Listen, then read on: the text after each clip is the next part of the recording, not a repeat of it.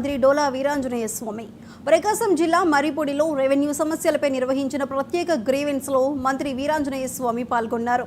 అమరావతి పునఃప్రారంభ సభకు వచ్చిన జన సందోహం చూసి వైసీపీ నేతలకు కళ్ళు బైర్లు కమ్మాయన్నారు.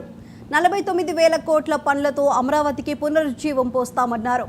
ప్రధాని మోదీ సహకారంతో సీఎం చంద్రబాబు విజన్తో ప్రపంచ స్థాయి నగరంగా అమరావతిని తీర్చిదిద్దుతామన్నారు. అమరావతి పోలవరం నిర్మాణంతో ఆంధ్రప్రదేశ్ రూపురేఖలు మారుతాయన్నారు మంత్రి.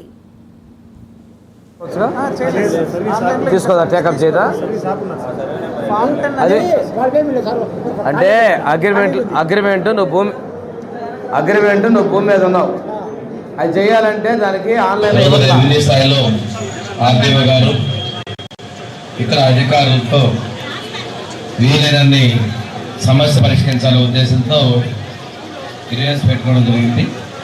పోయినసారి ఒక 2 గంటలు పెడితేనే సుమారుగా ఒక 35 అంశాలని వారం రోజుల్లో పరిష్కరించడం జరిగింది. అందువల్ల డీటెయిల్డ్గా ప్రతి ఒక్క అర్జీని పరిశీలించి వీలైనంత వరకు ఎప్పటి లోపల పరిష్కారం చేయగలిగితే ఇవాళే పరిష్కరించే విధంగా చర్యలు తీసుకోవాలనే ఉద్దేశంతో ముందుకు రావడం జరిగింది.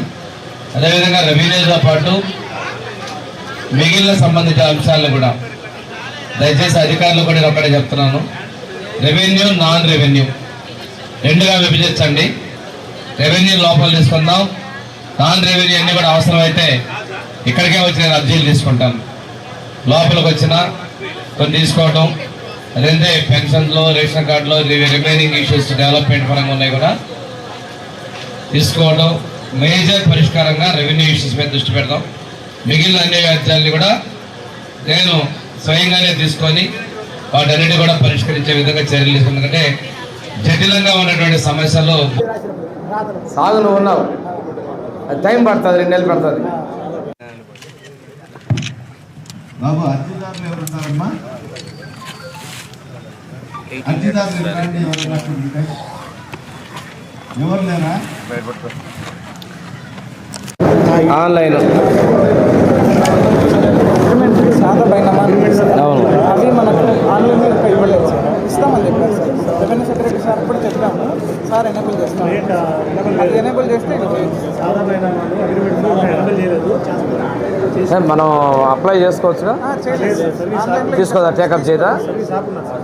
ఫామ్ 10 అది అంటే అగ్రిమెంట్ నువ్వు